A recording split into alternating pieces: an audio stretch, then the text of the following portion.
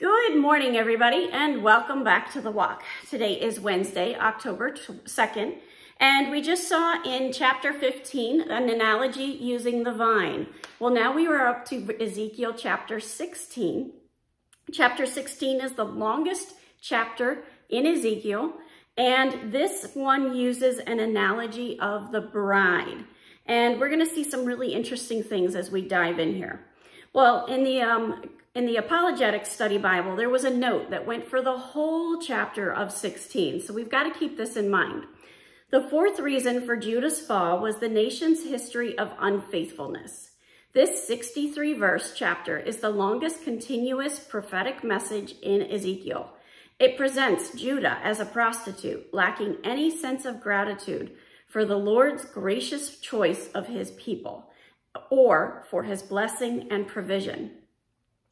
And the note in the ESV Fire Study Bible says, this chapter portrays Jerusalem as a wife and God as her husband. In the beginning, Jerusalem had no natural qualities that would entitle her to be God's chosen city. But God loved her, took care of her, and made her into a city of beauty and splendor.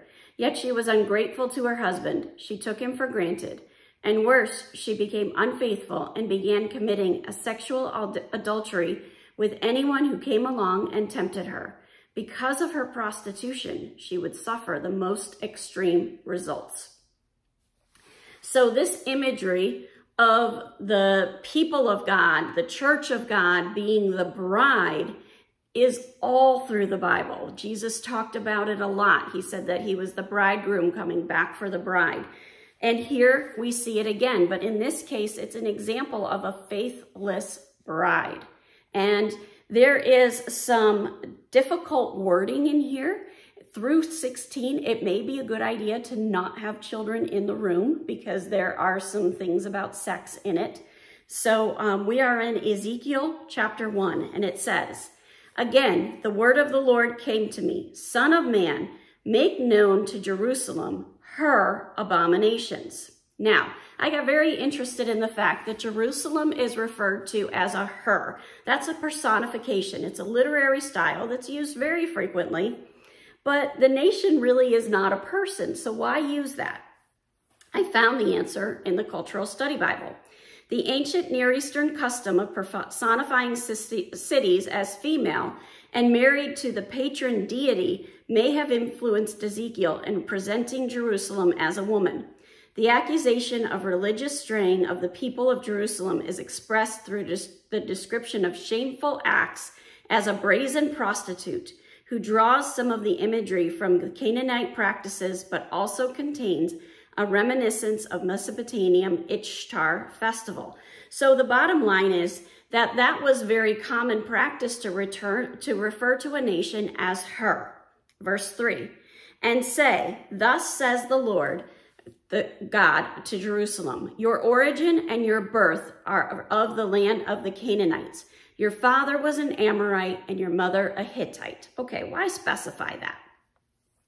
First of all, Jerusalem was originally founded not by the Hebrews, but by the pagan people in Canaan.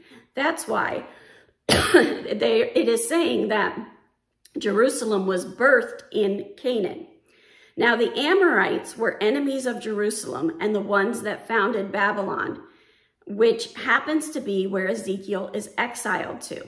So they're saying that the Amorites is his father, and then the Hittites means descent of terror or the eternal terrorists. So they're basically saying that Jerusalem came out of this pagan culture. Verse 4, as for your birth, on the day you were born, your cord was not cut, nor were you washed with water to cleanse you, nor rubbed with salt, nor wrapped in swaddling clothes. No eye pitied you to do any of these things to you out of compassion for you, but you were cast out in an open field, for you were abhorred on the day you were born. Okay, so there's a lot there to break down. Basically, what's happening here is Jerusalem as this newly born nation was not being cared for, was not being taken care of. And God's about to say, I was there to take care of you. I was there to pull you out of this open field where you were cast and left to just squander and die.